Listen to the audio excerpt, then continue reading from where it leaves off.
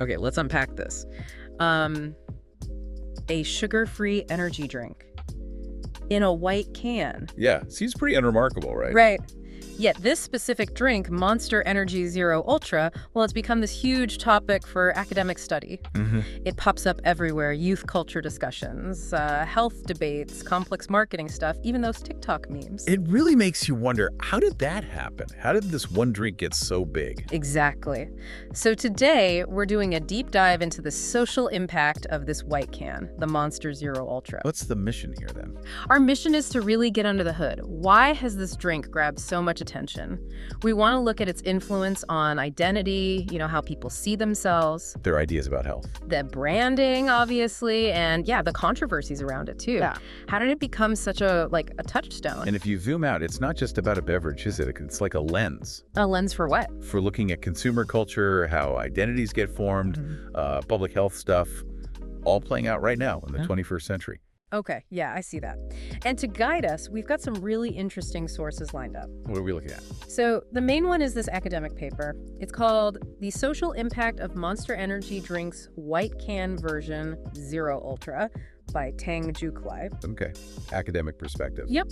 But we're also pulling in stuff from industry news articles and, tracking the market, what people are buying, About business angle. and even a transcript from a U.S. Senate hearing. They were looking into how energy drinks were marketed to young people. Wow, okay, so academia, industry, and even government scrutiny. That gives us a pretty rounded picture. That's the plan. So let's start where this often starts, with youth trends. The whole energy drink and youth culture connection seems like they've been linked for ages. Oh, absolutely. From the get-go, energy drink companies, not just Monster, but Red Bull too, they deliberately tied themselves to youth lifestyles. How so? Well, they tapped into that desire for excitement, maybe a bit of rebellion, feeling like you're part of something edgy. You connect your product with stuff that embodies those feelings, like extreme sports, and bam, you've got a powerful link. And Monster specifically seemed to really zero in on a certain type, didn't they? Yeah, the sources say they were aiming for, like, the average 18-year-old guy back in the early 2000s. Cultivating a grittier image than Red Bull. Exactly. A bit more rebellious. They backed motocross, skateboarding, snowboarding, plus that whole rock and metal music scene. Raw energy. That makes sense. This lifestyle branding, it must have been super effective. Totally. It wasn't just selling a drink anymore. Monster became a symbol. A symbol of what? Energy, rebellion. Yeah, all that. Excitement. Something that clicked with how young people saw themselves or maybe wanted to see themselves. It went beyond the caffeine buzz. And it wasn't just about plastering logos everywhere either, right? The paper mentions the Monster Army Ah, yes. The online community. for amateur athletes, encouraging them to make their own content. They built this sense of community around the brand. They call it participatory culture. Participatory culture. What does that really mean here? It means the audience isn't just passively watching ads. They're actively involved, shaping the brand's meaning themselves. That builds serious loyalty, much stronger than just ads. Okay, gotcha. But the sources also point to some sketchier stuff in Monster's early days. Like what? The militaristic themes, remember Monster Assault, and the way women were sometimes portrayed in their ads, sexualized content. Right. That definitely raises eyebrows when you think about who they were targeting. The Senate hearing testimony brought some of that out, didn't it? It did. It mentioned Monster's website having stuff about extreme sports, alcohol and drug use, and sexual objectification of women. Oof. And the really concerning part, it pulled in way more teen visitors than Red Bull's site. Teens were apparently 2.5 times more likely to visit Monster's site than adults. Wow. So intentional or not, they were definitely attracting a young crowd with some pretty edgy material. Seems that way. It's just a really powerful pull for that demographic, even if the ethics are questionable. Okay, so fast forward a bit. Now we see energy drinks, especially this white can Monster, popping up in different spaces. Online subcultures. Yeah, like gaming communities, internet meme culture. There's solid research on that yet? It's still emerging, the really rigorous academic stuff. Yeah. But anecdotally, Absolutely. The cultural commentary is loud and clear. Hmm. Monster Zero Ultra is kind of iconic in those digital circles. Right, like the white monster effect meme on TikTok in 2024. Oh yeah, that was everywhere. People doing those ridiculous transformations after supposedly drinking one. Hilarious, but it shows you something, What right? does this show? Just how deeply embedded that specific white can is in pop culture now. It's instantly recognizable. It means something. Its virality really highlights that symbolic power. It's become like shorthand. A visual cue for certain online groups, certain personalities. It's more than a drink. It carries cultural weight. You hear about coders, gym bros, all these online communities referencing it, often kind of jokingly, but they all know what it means. It's moved beyond just what Monster advertises. The consumers themselves are spreading the image, the associations. That kind of organic spread, that's a huge sign of its social impact, isn't it? Definitely. It's part of the language of youth expression online, symbolizing energy, focus, maybe even a bit of that subculture cool factor. Okay, so it's a symbol in youth culture. Got it. But let's pivot now. We have to talk about the health side, the concerns, the consumption patterns, especially with young people. Yes, this is absolutely critical. Research keeps showing energy drink use going up among young people. Which is worrying, given what's in them. High caffeine, often lots of sugar in the traditional ones. And despite all the public health messages about cutting down on sugary drinks. Yeah, like that 2022 analysis noted, youth energy drink consumption is still rising. Teenagers in the US drink more sugary drinks than any other age group. Soda might be down a bit, but energy and sports drinks holding steady or even increasing. So why? Why are young people still reaching for them? Well, often it's about needing that quick energy kick. For studying or work. Yeah, or feeling like it improves athletic performance. But they often don't fully get the risks involved. The paper calls it a knowledge gap. Where young people, maybe even parents, think these drinks are somehow healthier than soda. Maybe because they see athletes endorsing them or they list vitamins. Could be, without really registering the huge amounts of sugar or stimulants. And that's where the zero sugar label on Ultra gets tricky, isn't it? Exactly. It solves the sugar problem, but it might make people, underestimate the other risks. Like the caffeine. Primarily the caffeine. That zero sugar tag can create a sort of health halo. Meaning you see one good thing, no sugar, and assume the whole thing is healthy. Pretty much. Yep. Even if other parts aren't great. Because the medical research is pretty clear on the downsides of drinking too many energy drinks, right? Oh, definitely. Anxiety, sleep problems, rapid heart rate, high blood pressure. And even worse things in some cases, like heart issues. Yes. A big 2023 review covered a whole range of effects. And some research even links high caffeine energy drink use in teens to problem behavior syndromes. Like what? Substance use? Aggression. Tendencies towards those. And Zero Ultra, even without the sugar, still packs a punch, caffeine-wise. Around 140 milligrams. That's right. So those caffeine risks, they don't just disappear because the sugar's gone, especially if you drink a lot of them. And society has definitely reacted to this, hasn't it? There have been responses. Oh yeah, you hear educators talking about them being like legal highs. Making kids hyperactive in class, harder to manage. That was a concern raised by a UK teachers union spokesperson. And those concerns have led to actual policy changes in some places. Like the UK's voluntary ban in 2018. Major supermarkets agreeing not to sell high caffeine energy drinks to kids under 16. Was that just about sugar? No, it was driven by concerns about both the high sugar and the caffeine levels and how they might affect young people's health and behavior. Some EU countries even have legal age limits. What difference do those bans make, do you think? Well, they definitely raise awareness, and they probably reduce consumption in that age group, at least somewhat. The UK ban sent a strong message. But kids might just find other ways to get them. That's always a possibility. Enforcement matters. And here in the US, there's no federal age limit, but those Senate hearings back in 2013, Right, looking specifically at marketing to youth. that shows there was concern at a high level, even without a ban. Absolutely. That kind of scrutiny can push the industry to change, and it makes the public more aware, too. It really drives home that this isn't just about someone choosing a drink.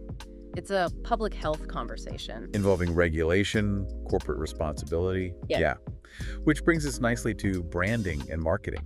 Yeah. How do they sell these things? And how does that shape identity?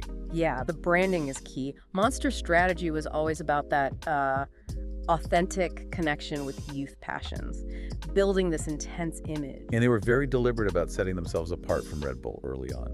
How so? Yeah. Red Bull was more polished. Yeah, Red Bull had that sort of elite, maybe yuppie vibe with Yeah. Formula One upscale sports. Monster went for gritty, grassroots. Rock and metal tours, right. Less polished stuff. Exactly. The CEO apparently even said Red Bull was for city professionals, while Monster was for the masses of young people. And that worked. That contrast. It seemed to. It built huge brand loyalty, especially with young guys who connected with that rebellious, masculine image. The logos, the cans, the slogans like Unleash the Beast. All of it reinforced this idea of pushing limits, being edgy. So drinking a Monster became like making a statement. Almost, yeah. A kind of identity performance, showing your friends you're bold, active, maybe a big counterculture. That green claw logo became a badge. Pretty much. A sign you belong to this cool group. It's way more than taste or energy. It's belonging, self-expression. That's a great point. Energy drinks often sell a lifestyle, an aspiration, not just a flavor like soda does. Okay, so then came the Ultra line. Around 2012, 2014, including our white can, Zero Ultra. That feels like a big shift in their branding. Yeah. What were they up to? Well, it looks like they were trying to broaden their reach. Without losing their original fans. Right. Keep the core energy stuff, but tweak the package. Lighter flavors, crucially, no sugar, and those different matte finish cans. White, silver, other colors. And it worked. The Ultra line took off. Big time. Industry reports showed it quickly became their #2 sub-brand. The white can especially was a massive hit. Why the white can specifically? Monster's own CEO said it tasted closer to soft drinks. So maybe less intimidating, more accessible to people put off by the original Monster's intense flavor or look. So the cleaner look, less aggressive. It felt more mainstream. Potentially, yeah. It might have been a bridge, connecting the hardcore energy drinkers with people who usually drank soda or people worried about sugar. It sounds like smart branding, extending the brand, tweaking the image. Tapping into that growing awareness about sugar and reaching consumers who wanted energy without calories. A market that wasn't really being served well before. Right. But how do they manage the health and regulation side with their branding? It's tricky.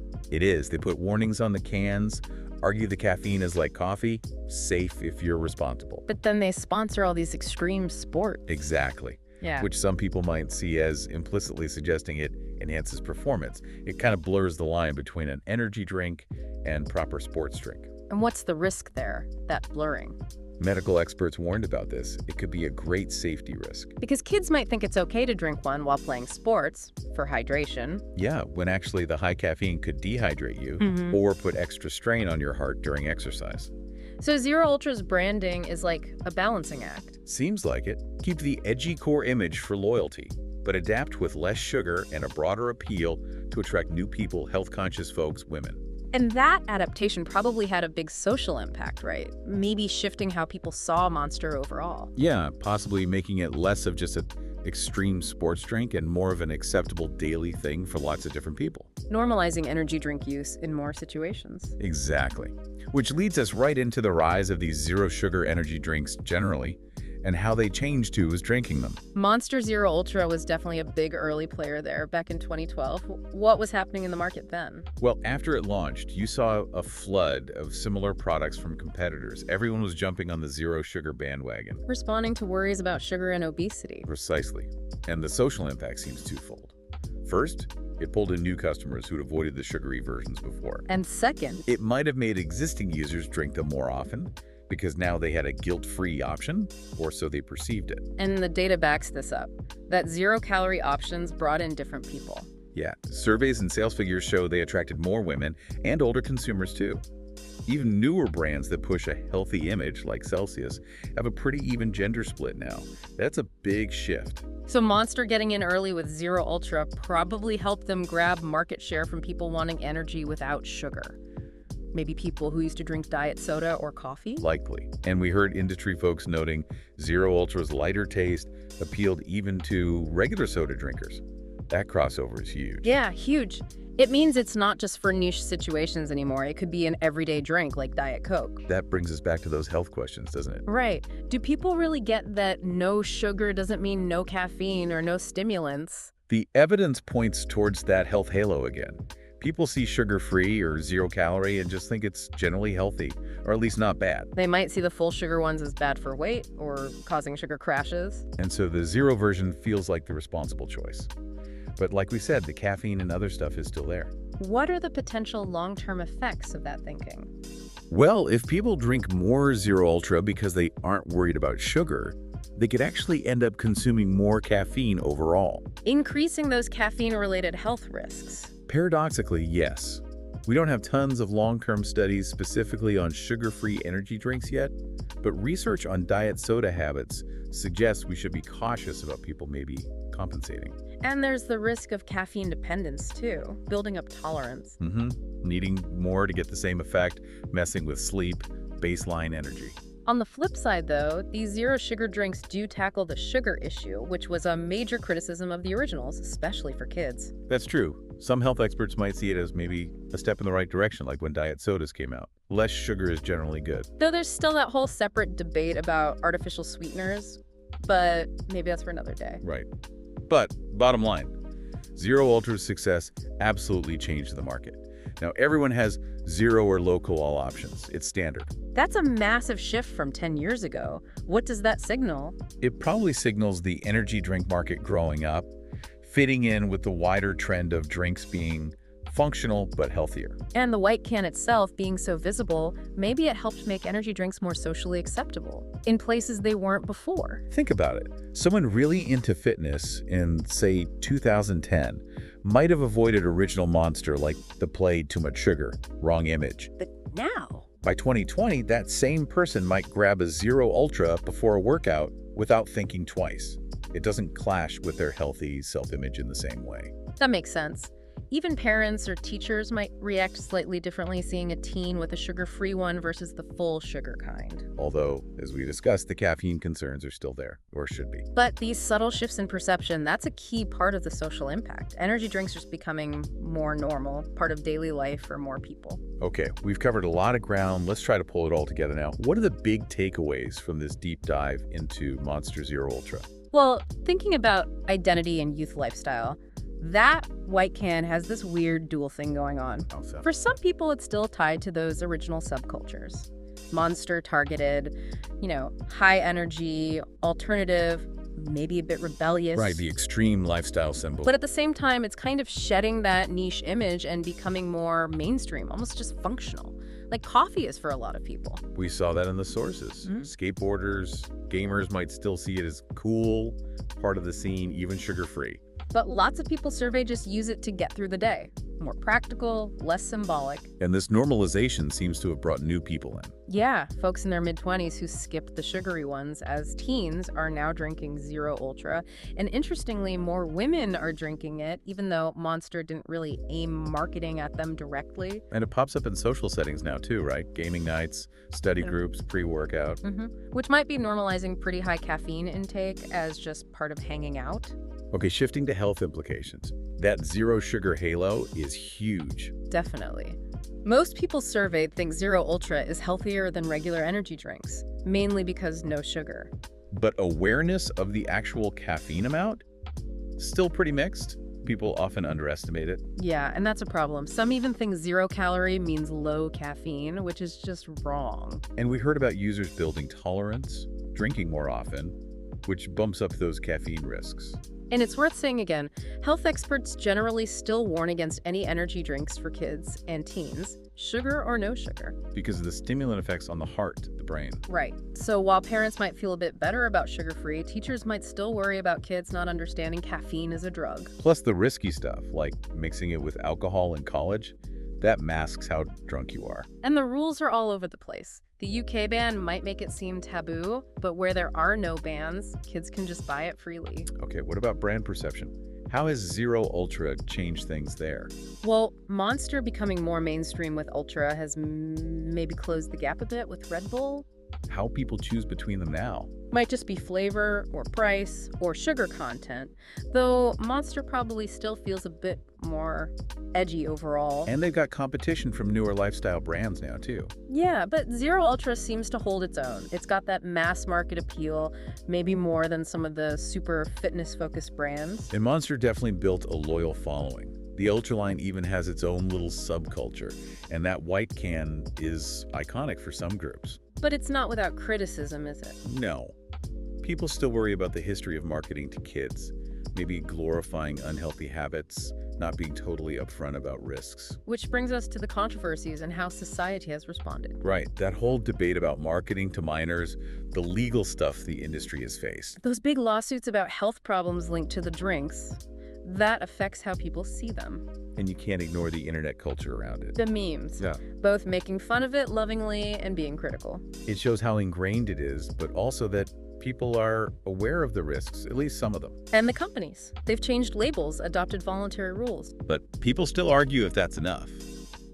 And you see local things like schools banning them, community health groups raising alarms. Sometimes feels like a generational thing too, right? Teens thinking adults are overreacting. Could be.